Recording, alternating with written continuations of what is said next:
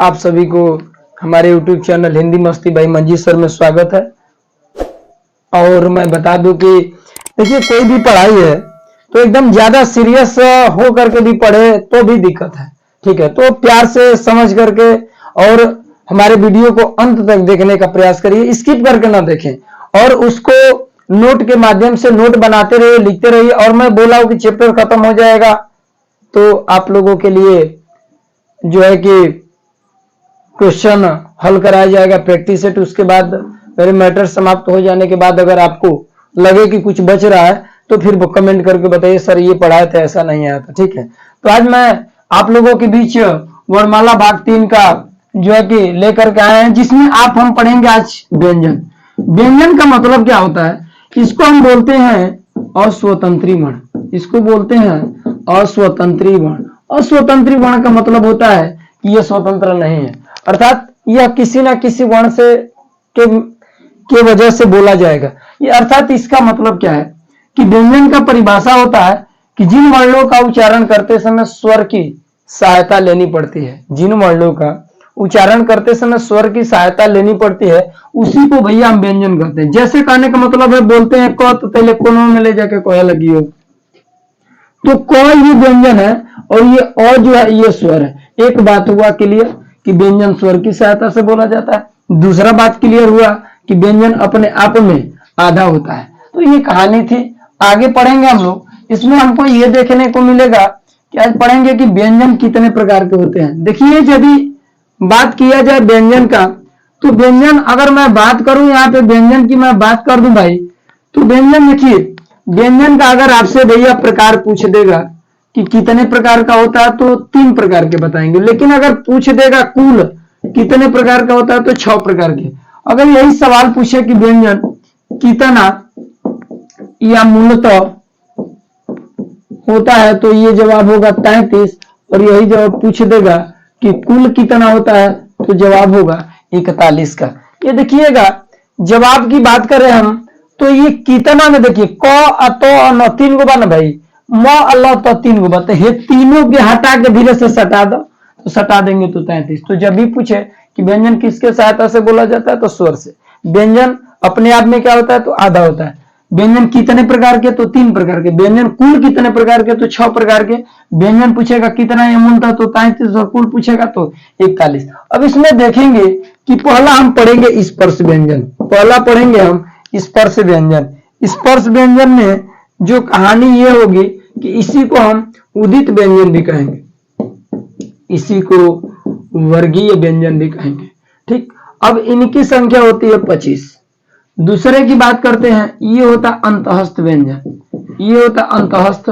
और एक होता है उष्म व्यंजन, जिसको हम संघर्षी व्यंजन भी कहते हैं, जिसको हम क्या कहते हैं संघर्षी व्यंजन के नाम से भी इसको क्या किया जाता है जाना जाता है। ठीक, तो एक बात याद रखिएगा, ये पहला हो गया, दूसरा हो गया, तीसरा हो गया। अब कहेंगे सर जी स्पर्श का मतलब तो छूना होता है, क्या वर्ण भी छूता है? बिल्कुल वर्ण छूता है। इसको इंग्लिश में टच कहते हैं ना, फिल्म में बोल रहा है डोंट टच माय बॉडी, तो बिल्कुल एकदम वही कहानी है। स्पर्श व्यंजन या उदित व्यंजन या वर्गीय व्यंजन पूछे कि इनकी संख्या कितनी होती है 25। पूछ देगा कि कहां से कहां तक, तो याद रखिएगा कसम खा के कहते हम काम नहीं नहीं कोई ले, तो बस याद रखिएगा क से म तक। उसके बाद पूछेगा कि स्पर्श व्यंजन कितने प्रकार के होते हैं, या उदित व्यंजन कितने प्रकार का, या वर्गीय व्यंजन कितने प्रकार का, तो ये होते हैं 5 प्रकार का। कितने प्रकार का भाई? 5 प्रकार का। अब आप कहेंगे सर ये कैसे, सर ये कैसे होगा? तो देखिए, ये पहला आपने पढ़ा होगा कवर्ग, पहला पढ़ा होगा कवर्ग, दूसरा आपने पढ़ा होगा चवर्ग, तीसरा आपने पढ़ा होगा तवर्ग, चौथा आपने पढ़ा होगा तवर्ग, पांचवा आपने पढ़ा होगा पवर्ग। तो ये कहानी हमारी है, पहला कवर्ग। तो यही 5 होते हैं स्पर्श या उदित या वर्गीय व्यंजन के प्रकार है, जिसे हम वर्ग के नाम से जानते हैं। तो सवाल पूछेगा कि बताइए स्पर्श व्यंजन में वर्गों की संख्या या वर्ग कितने प्रकार के होते हैं, तो जवाब होगा 5 प्रकार का। कवर्ग का मतलब क्या? ये क से अंग तक, चवर्ग माने च से इया तक, टवर्ग माने ट से, टवर्ग मतलब ट से अण तक, तवर्ग मतलब त से न तक, पवर्ग माने प से कहां तक बाबू? म तक। अब देखिएगा, अब स्पर्श कैसे करेगा ये देखना है। अब ये मत सोचिएगा कि सर को नहीं आ रहा है, नहीं ऐसा नहीं बात है, आपका ये होमवर्क है, करिएगा। क के बाद हमको पता है कि क ख ग घ अंग आता है, ठीक है। अब स्पर्श का मतलब क्या हुआ कि जब भैया थोड़ा सा ये क बोलेंगे ना क, तो बाबू वो टानी के बोले पड़ी हैजा से बोल रहा, यानी कि बोलेंगे क तो टान के यानी कि कंठ से बोल रहे हैं, ये हो गया कंठ से, जिसको संस्कृत में कंठस्थ बोलते हैं। बोलेंगे च तो जीभ के ऊपर एक तालु है, उसमें बोलेंगे तो जीभ सटेगा, तो बोलेंगे च तो यानी कि ये तालु है, ये क्या है, तालु है। बिहार में अभी लालू नहीं है, याद रखिएगा। ट बोलेंगे ट तो दांत के पीछे एक यहाँ वो जो होता है उभरा हुआ भाग होता है, उसको मुर्दा बोलते हैं। क्या बोलते हैं, मुर्गा नहीं भाई, मुर्दा बोलते हैं। नवमी चल रहा है बाबू, गलत काम नहीं, मुर्दा, ठीक। बोलेंगे तो बुझाए कि दांत तोड़ के बहरी आदि एकदम दांत में सटेगा, तो इसका मतलब ही होता है दंत। क्या होता है, दंत। बोलेंगे प तो ये होगा ओष्ठ, क्या होगा, ओष्ठ। जैसे कहने का मतलब क्या है कि जैसे मान लेते हैं गांव में लड़का होता है, मान लेते हैं किसी के घर लड़का हुआ, जब गांव में जेबा तो बोलेगा कि अरे भाई तार लइकवा ठीक ठाक बा, तो कहे अरे यार लइकवा मत पूछो, बबुआ वाह बबुआ तो हमारे पापा कहता है। पापा कहाँ कहता है नहीं के पता, लेकिन इतना नहीं पता था कि बबुआ क्या कहता, पापा कहता। इसका मतलब वो बोलेगा प तो सीधे ओष्ठ से खुलेगा। अब लड़का बोला कि माट सा भी याद कैसे, हम कहने अरे यार कोई दिक्कत नहीं है बाबू, हम आइए ना है, तो याद बोलने की याद रखिए केटीएम दो बाबू हो, याद रखिए केटीएम दो, इसका मतलब कंठ, तालु, मुर्दा, दंत और आपका होगा ओष्ठ। अब ये अंतःस्थ व्यंजन को देखेंगे तो इनकी संख्या 4 होती है, ये एक य, एक र, एक ल और एक होता है वो। लेकिन एक टॉपिक इसमें सवाल पूछा जाता है, अगर यही पूछ देगा कि पूछ देगा प्रयत्न के आधार पे, प्रयत्न के आधार पर ये कितने प्रकार के होते हैं, तो 3 प्रकार के। कितने प्रकार के, 3। जैसे कहने का मतलब है पहला भैया अर्धस्वर, पहला होता है अर्धस्वर, दूसरा होता है आपका, दूसरा होता है लुंठित, दूसरा होता है लुंठित या इसी को बोलते हैं प्रकंपित, बोलते हैं भैया प्रकंपित। उसके बाद तीसरा होता है पार्श्विक, तीसरा क्या होता है, पार्श्विक होता है। इसमें जो होता है अगर अर्धस्वर की बात करें तो ये व, इसमें बात करेंगे तो ल में ल नहीं याद रखना, र याद रखना। पार्श्विक में र होता है ना, लेकिन र नहीं, ल को याद रखना है।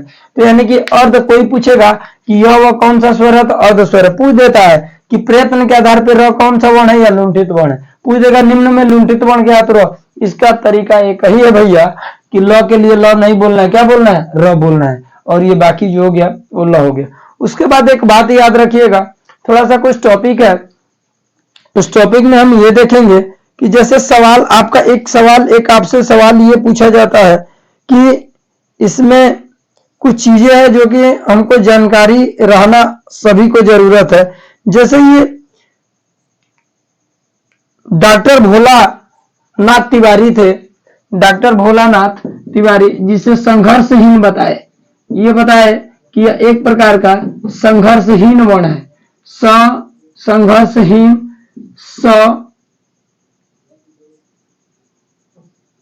संघर्षहीन वर्ण के नाम से भी इसे क्या किया जाता है, जाना जाता है, ठीक है। अब आगे देखिएगा, उसमें व्यंजन की बात करेंगे तो इनकी संख्या 4 होती है। एक होता है तालव्य श, एक होता है मूर्धन्य श, एक होता है दंतव्य श और एक होता है हाँ। तो इसका ऐसे ही नाम नहीं है, इसको बोलते हैं तालव्य यानी कि तालु से, इसको बोलते हैं मूर्धन्य यानी कि मूर्धन्य, ये होता है। उसके बाद एक होता है दंतव्य, होता है भैया दंतव्य, और ह बोलेंगे ना बाबू तो टानी के बोले पड़े ही, जैसे ह, तो ये हो जाएगा आपका कंठ, ये हो जाएगा आपका कंठ। उसके बाद थोड़ा सा टॉपिक जानिएगा, ये जो आपका ह है, इस ह को बहुत सारे नामों से जानते हैं। जैसे कहने का मतलब है, कहने का मतलब है कि इसी ह को हम काकल्य वर्ण कहते हैं, इसी वर्ण को हम काकल वर्ण कहते हैं, इसी को हम स्वयंत्री कहते हैं, स्वयंत्री, स्वयंत्रीय कहते हैं, और इसी को जो है शहीद, शहीद व्यंजन भी कहते हैं। अब आपको पता है कि अ जो है, अ को भी आपने बोला था शहीद और ह को भी बोल दिया था, अरे यार ये शहीद स्वर है बाबू और ये शहीद व्यंजन। अगर पूछ देगा शहीद स्वरों की संख्या तो 1, शहीद व्यंजनों की संख्या तो 1, और यही पूछ देगा कि शहीद वर्णों की संख्या कितनी होगी बाबू, तो जवाब हमारा होगा कितना, 2 का, एक अ का और एक होगा। तो ये जो है व्यंजन की कहानी थी। कितना, या मूलतः 35 पढ़े हम, कुल कितना तो 41 पढ़े, कितने प्रकार का तो 3, कुल कितने प्रकार का तो 6। अब आगे हम ये देखेंगे, इस आगे में हमको ये देखना है, ये पढ़ेंगे आगे की कहानी। आखिर ये तो 3 की कहानी थी। उसके बाद एक बात थोड़ा सा सुनिएगा, यहाँ छूट रहा है भाई, ये प्रत्येक वर्ग का जो पंचमाक्षर है ना, प्रत्येक वर्ग का पंचमाक्षर है, इसी को नासिक्य, इसी को नासिक्य या अनुस्वार वर्ण के नाम से जाना जाता है। इसलिए कि इसे बोलने के लिए हमें नाक की सहायता लेनी पड़ती है। जैसे बोलेंगे अंग, नहीं भी सहायता तो भैया हम देखा कुछ नहीं के करे के बाबू, बंद करिए, बोले अंग, तो अच्छा से उच्चारण नहीं आएगा। इसका मतलब इन वर्णों को प्रत्येक वर्ग का पूछा जाता है कि प्रत्येक वर्ग का 5वां अक्षर का उच्चारण स्थान तो क्या नासिक है या अनुस्वार, यह पूछेगा। प्रत्येक वर्ग का तनिक गौर ही तक कहे कि पंचमाक्षर, कहेगा भैया पंचमाक्षर। तो इस प्रकार से आपसे सवाल क्या किए जाएंगे, तो पूछे जाएंगे। तो शायद हमारी बातें आपको बिल्कुल समझ में आ रही हो। थोड़ा सा धैर्य बना के रखिए, सफलता आपकी कदम चूमेगी। और यूपीपी में एक कदम आप बोले थे ना कि 36, 37, 38 में करके आ पाएंगे, ये मेरा वादा है। लेकिन भैया कहने का मतलब हम पढ़ाएं और ध्यान न दीजिए तो दिक्कत है। जैसे एक गांव में एक लड़के से बोला गया था कि अरे बाबा टिबुलवा चला था, केंगा बंद करी, तो कहता बाग बुर्गक जो जौन बाकी लौरिया वही में डाल दिए, तो उठल तो लड़का लौरिया डाल दिया। तो कहे का मतलब है कि उतना भी काम नहीं करना है, बस जितना आपको कहा जाए उतना पढ़ने का प्रयास करिए। आगे देखिएगा, आगे हम पढ़ेंगे चौथा का बात करेंगे तो द्विगुण व्यंजन। इस द्विगुण व्यंजन को ना उत्क्षिप्त व्यंजन भी कहते हैं, उत्क्षिप्त व्यंजन। इसी को ना ताड़न जात कहते हैं, ताड़न जात। इसी को गौड़ व्यंजन कहते हैं। कौन व्यंजन बाबू? गौड़ व्यंजन। इसी को फेंका हुआ वर्ण भी कहते हैं, फेंका हुआ वर्ण के नाम से भी जाना जाता है, फेंका हुआ वर्ण के नाम से इसको जाना जाता है। और तो और इसे यार तुर्की वर्ण के नाम से भी क्या किया जाता है, जाना जाता है। तो जब भी आपसे पूछे कि इनकी संख्या कितनी होती है, तो 2 होता है, एक ड वाला अण और एक ढ वाला अण, एक ड वाला अण और एक ढ वाला अण। तो अब इसमें कहानी क्या होगी, तो ये देखिएगा, द्विगुण व्यंजन में ये कहानी होगी। आपकी कहानी ये है कि जो ये ड वाला अण है, ढ वाला अण है, तो इसमें क्या कहानी है कि ये ड वाला अण को, ढ वाला अण को ये द्विगुण इसलिए बोला गया है कि इसे, इनका 2 गुण है। जैसे एक आपने डर देखा, एक आपने अण देखा, तो ये कहने का मतलब है कि ड का भी प्रयोग किया जा रहा है, अण का भी। इसका देखेंगे तो भैया एक ही बार याद रखिएगा, ढोड़ावा। क्या याद रखेंगे? ढोड़ावा। तो ढ का याद रखे और ये अण देख रहे हैं, ढ वाला और अण वाला। एक ढ का काम क्या, और एक किसका, अण का। तो ये 2 गुण निकला ना, तो इसलिए इसी को क्या कहते हैं, द्विगुण व्यंजन के नाम से क्या किया जाता है, जाना जाता है। अब थोड़ा सा द्विगुण व्यंजन की कहानी थोड़ा सा सुन लीजिए। क्या है, पूछा जाता है कि निम्न में वह कौन ऐसा वर्ण है जो कि अल्प प्राण और महाप्राण दोनों में, महाप्राण दोनों में समाहित होता है। तो ये पहला ऐसा वर्णमाला का वर्ण है जिसको बोलते हैं ड वाला अण और ये ढ वाला अण। तो ये इस प्रकार से टॉपिक आपको देखने को मिला। द्विगुण व्यंजन, उत्क्षिप्त व्यंजन, ताड़न, गौड़, फेंका हुआ वर्ण और तुर्की वर्ण पूछेगा तो यही 2, एक ड वाला अण और एक आपका ढ वाला अण के नाम से क्या किया जाता है, जाना जाता है। और ये चीजें जानना जरूरी है। उसके बाद आप देखेंगे 5वां क्वेश्चन को देखेंगे, आप आराम से पढ़ते जाइए, स्क्रीनशॉट करके देखते जाइए।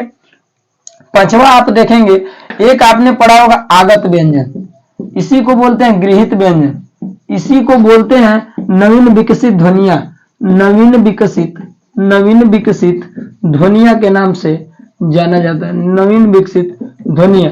या इसे विदेशज भी कहते हैं, विदेशज भी कहते हैं।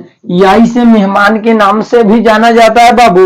अब इनकी संख्या तो 5 बताई गई है, लेकिन जब भी आगत व्यंजन का प्रकार पूछा जाता है तो 2 बताते हैं। थोड़ा देखिएगा, एक क होता है, एक ख होगा, एक ज होगा, सॉरी ग, और उसके बाद एक ज होगा और एक आपका फ होगा। तो आप जब भी आपसे पूछा जाएगा कि इनकी संख्या कितने प्रकार के होते हैं, तो यही 2 प्रकार के होते हैं, एक ज और एक फ। लेकिन अगर विकल्प में 5 दे, 2 भी दे तो सदैव 2 को सही करेंगे, अगर केवल 5 है तो 5 सही है। केवल दो सही है, दो दिया हो तो दो। अब ये पूछा जाता आपसे आगत व्यंजन से बना शब्द क्या है, आगत व्यंजन से बना शब्द क्या है, तो जैसे कहने का मतलब क्या है, आपने देखा होगा जंक्शन, लिखा होगा जंक्शन, आपने देखा होगा आजाद, आपने देखा होगा आजाद, आपने देखा होगा बेवफा, आपने देखा होगा बेवफा। तो इस प्रकार से कहने का मतलब है कि इसके शब्द में ये जो लगे हैं इसी को आगत व्यंजन, गृहीत व्यंजन या नवीन विकसित ध्वनिया के नाम से इसको क्या किया जाता है, जाना जाता है। थोड़ा सा एक टॉपिक ये देख लीजिएगा, इसमें हमारे कहने का मतलब क्या है, कहने का तात्पर्य क्या है कि ये जो द्विगुण व्यंजन होता है कभी भी इसका जो शुरुआत होगा शुरू वर्ण से नहीं होगा। ये कहने का मतलब है ड वाला अण और ढ वाला अण से किसी शब्द का प्रारंभ नहीं होगा, किसी शब्द का प्रारंभ नहीं होगा। आपने ऐसा नहीं देखा होगा, कुछ लिखा होगा, आपने ऐसा नहीं देखा होगा, कुछ लिखा होगा। दूसरी बात कह सकते हैं कि इस द्विगुण व्यंजन के वर्णों में, इस द्विगुण व्यंजन के वर्णों में कभी भी मात्रा का प्रयोग नहीं किया जाता। बोले तो कोई स्वर इसमें नहीं लगता है, इसमें कोई स्वर नहीं लगता है और यह सदैव ही एक दूसरे वर्णों के बीच में, सॉरी शब्दों के बीच में आने का काम करते हैं। तो ये चीजें हमारे लिए जानकारी रहना जरूरी है कि ये ड वाला अड़ा ये यानी कि द्विगुण व्यंजन है, इसे आप पता करिए कि किसी भी शब्द का शुरुआत नहीं होगा। दूसरी बात किसमें कोई ना मात्रा लगा होगा ना कोई स्वर लगा होगा। दूसरी बात, तीसरी बात करेंगे कि यह सदैव बीच में आएंगे। ये कहाँ आएंगे भाई, बीच में। जैसे आपने देखा होगा लड़का, आपने देखा होगा पढ़ना, तो ये सदैव बीच में आपको देखने की, इसमें ये पढ़ाना दिया होगा, पढ़ाना, तो ये इसके साथ ये जो मात्रा की मैं बात किया, इसका मतलब आप इसमें कह सकते हैं कि कभी भी छोटी बड़ी, छोटाऊं बड़ाऊं, इस प्रकार के शब्दों का इन शब्दों का प्रयोग नहीं किया जाता, केवल किया जाता है तो यह आप याद कर सकते हैं कि इनमें केवल आ मात्रा का अक्सर प्रयोग किए जाते हैं, अन्यथा किसी वर्णों का, किसी स्वरों का प्रयोग नहीं किया जाता। तो थोड़ा सा इसको आराम से लिखिएगा, स्क्रीनशॉट करके देखिए, जो भी टॉपिक आपको समझ में न आए वो भी प्रयास करिए कि सीखें। अगर छठवां देखेंगे, आपने पढ़ा होगा एक संयुक्त व्यंजन। इस संयुक्त व्यंजन को हम भैया मिश्रित व्यंजन भी कहते हैं। बड़ा इंपॉर्टेंट क्वेश्चन है ये, मिश्रित व्यंजन भी कहा जाता है। इसका मतलब कह सकते हैं कि व्यंजनों के मेल से बने हुए व्यंजन को आप कह सकते हैं कि व्यंजनों के मेल से बने हुए व्यंजन को जो है कि संयुक्त व्यंजन या मिश्रित व्यंजन कहते हैं। अब कोई पूछे या कितनी इनकी संख्या अगर आपसे पूछे तो कितनी होती है, तो जवाब आपका होगा 4। कैसे होता है, एक आपने पहला देखा होगा कछ, दूसरा देखा होगा आपने त्र, तीसरा आपने देखा होगा भैया ज्ञ, चौथा आपने देखा होगा स्र। तो ये जो आपको देखने को मिला, कछ में आप देखिएगा हाफ का धन मूर्धानी से मिलता है तो कछ, हाफ त धन र मिलता है तो मिलता है त्र, हाफ ज धन या मिलता है तो बनता है ज्ञ, हाफ तालव्य श धन र मिलता है तो बनता है स्र। ये इंपॉर्टेंट क्वेश्चन है यूपीएसआई भी, इससे पहले जो हुआ यूपीएसआई का, यूपीपी का, इसमें पूछा हुआ क्वेश्चन है कि कछ किन किन वर्णों से मिलकर बना है। तो हाफ आपको लगता है क या छ से, नहीं जी, हाफ क धन और मूर्धानी स से मिलता है तो कछ, त्र हाफ त धन। तो ये पूछा जा सकता है कि हाफ क धन, कभी आप गलती मत करिएगा कि ऐसा भी हो बिना हलंत का और विकल्प मार दीजिएगा, ये गलत है। अब देखिएगा कुछ नया भी चीज आया है, इसको एक बार और तोड़ सकते हैं। हाफ क धन, हाफ मूर्धानी स धन, तब करेंगे ये करेंगे हाफ त धन, हाफ र धन इसको करेंगे हाफ ज धन, हाफ इया धन करेंगे, इसको करेंगे हाफ तालव्य श धन, हाफ र धन ये एक बार और टूटा। तो इस तरीके से हम तोड़ सकते हैं। अब ये देख लीजिए ये व्यंजन है, ये भी व्यंजन, इसके मिलने से ये शब्द बना, इसलिए इसे संयुक्त व्यंजन या मिश्रित व्यंजन के नाम से क्या किया जाता है, जाना जाता है। एक सवाल लड़कों के मन में चलता है, सर ये जो है क्या इसका उच्चारण स्थान नहीं है, पूछ सकता है। अरे यार काहे नहीं पूछ सकता है, बिल्कुल पूछेगा, पूछेगा तो भी ठीक है, हम वहां तक पहुंचने का प्रयास करेंगे, हम वहां तक आपको पहुंचाने का प्रयास करेंगे जहां तक एग्जामिनर सोचता भी ना हो। अगर देगा तो भी ठीक, नहीं देगा तो भी ठीक। ये बताइए क को कंठ से बोलते हैं, अभी आपने बोला सर जी तनी टानी के बोला जी प्लस, ये मूर्धानी सा का नाम हो गया मूर्धा, यानी कि आप कह सकते हैं कि इसका उच्चारण स्थान होगा कंठ प्लस मूर्धा से। ये त जो है वो दंत से बोला जाता है, र जो है मूर्धा से बोला जाता है। बोलेंगे ना र तो एकदम दांतवा के पिछवा या लागी मूर्धा से। ये ज है तो ये तो है आपका तालु से, और ये होगा आपका नासिक के। उसके बाद बात कर लेते हैं, ये होगा तालु और ये होगा आपका मूर्धा। तो इस तरीके से सवाल जब भी पूछे कि कछा का उच्चारण स्थान, तो कह सकते हैं कंठ प्लस मूर्धा, त्र का तो दंत प्लस मूर्धा, ज्ञ का तालु प्लस नासिक, स्र का तो तालु प्लस मूर्धा। एक सवाल आपसे पूछा जाता बहुत बार कि हिंदी शब्दकोश में कछा किस वर्ण के बाद आता है, तो क के बाद पूछ देगा, किस वर्ण के तो क के पूछ देगा। त्र हिंदी शब्दकोश में त्र किस वर्ण के बाद आता है, त, ज्ञ किस वर्ण के, ज, स्र किस वर्ण के, स, और पहले पूछेगा तो र, पहले पूछेगा तो यहाँ, पहले पूछेगा तो र, पहले पूछेगा तो ये।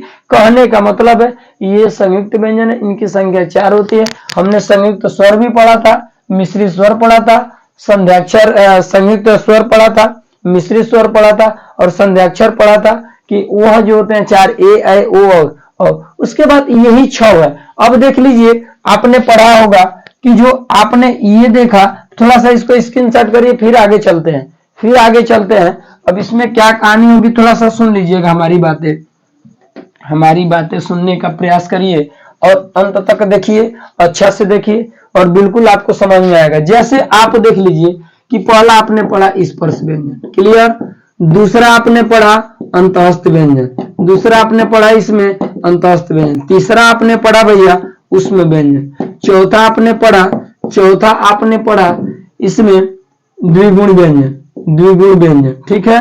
उसके बाद पांचवा आपने पढ़ा संयुक्त व्यंजन। अब यहाँ पे छठवां आप पढ़े जिसका नाम था आगत व्यंजन। अगर मैं केवल व्यंजन पूछा था ना कि व्यंजन कितने होते हैं और यह पूछेगा कि व्यंजन कितने प्रकार का, तो प्रकार में 3 बताए थे, लेकिन जब कुल की बात थी तो मैं बताया था 6। तो देखिए जब ये 25 पढ़ा हमने, ये वन लाइनर क्वेश्चन भी बनते हैं यहाँ से।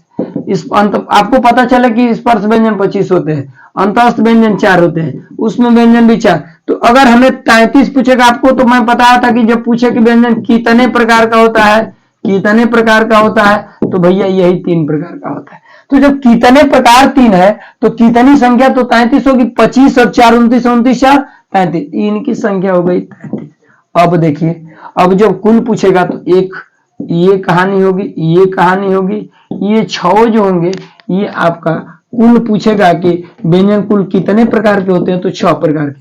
अब तो सब 6 को जोड़ेंगे भाई, तो ये द्विगुण व्यंजन 2 होता है, संयुक्त व्यंजन 4, आगत व्यंजन मैंने बोला था कि 2, 1 25 4 29, 29 4 33, 33 2 35, 35 4 39, 39 2 41। मैंने आपसे बताया भी कि कुल कितने हो गए 41। अब व्यंजन आपने पढ़ा था, पूरा पढ़ा आपने कि सर जी जो कहानी आपकी ये थी कि आपने पढ़ाया कि अगर वर्णमाला पूछेगा, कुल पूछेगा, अगर आपसे मूलतः पूछेगा तो सर आप बताइएगा, सर बोले थे आप 52। तो देखिए 41 को कुल की बात हो गई 41 में प्लस 11 जोड़ेंगे तो भैया ये आपका हो जाएगा 52। ये हो गया 52, ये आया। सर आपने बोला था कि तनी दबा के बोली रे बाबू कि कितना होता है, तो यह होगा कि आपका यह 33 था और प्लस 11 था, ये हो गया 44। आप बोलेंगे अरे सर जी ये तो कमाल कर दिया आपने, कैसे समझा? तो अब एक और टॉपिक उसके बाद चर्चा करेंगे अगले वीडियो में। ये क्या है कि थोड़ा सा कि यदि आपसे पूछेगा, आपसे एक आपने पढ़ा होगा वर्तस्य वर्ण देता है, वर्तस्य वर्ण ये होता है वर्तस्य वर्ण। वर्तस्य वर्ण में देख लीजिएगा, वर्तस्य वर्ण में ये होता है कि आपको देखने को मिलता है ल र स न, ये देखने को मिलता है ल र स न। ठीक, तो इसमें अब लड़का से बोला जाएगा तो लड़का बोलेगा कि सर जी ये इतना वर्ण आपने बता दिया कि याद कैसे होगा। तो मैं बोलूंगा दूर अरे जियारा तक गाजर का धेला सेक दो। तो बोलेंगे कि एक ट्रिक है, आप बोलेंगे भाई कि बकरी चर लसन, बकरी चर लसन। कहेंगे अरे माट साहब ही कौन ट्रिक बना दिए। हम कहेंगे कि बाबू आपको पढ़ाने के लिए अगर हमको यहाँ पे डांस करना पड़े तो किया जाएगा, आप निश्चिंत रहिए। अब च को छोड़ दीजिए, एक ये कभी कभी देखने को य के तौर पे दिखता है, ये र का, ये ल का, ये स का और ये आपकी कहानी न का। तो ये देखेंगे, इनकी संख्या जब भी पूछेगी तो 4 बताएंगे। ठीक, अब कल हम पढ़ेंगे, जो आगे वाला वीडियो हम पढ़ेंगे तो सीखने को पड़ेगा, मिलेगा कि शब्द के जैसे ध्वनि के आधार पर 3 प्रकार के पढ़ेंगे, संयुक्त व्यंजन, संपृक्त व्यंजन और एक द्वित्व व्यंजन जिसमें दिल्ली बिल्ली झिल्ली आती है। तो ये चर्चा करेंगे अगले वीडियो में। और हमारा वीडियो आपको अच्छा लगा होगा तो प्लीज लाइक कीजिए, सब्सक्राइब कीजिए और कमेंट करना ना भूलिए। जो भी दिक्कत हो, जो भी परेशानी हो, जैसी दिक्कत हो शिक्षा से संबंधित, एक बार जरूर याद कीजिए। दिल से आपको धन्यवाद।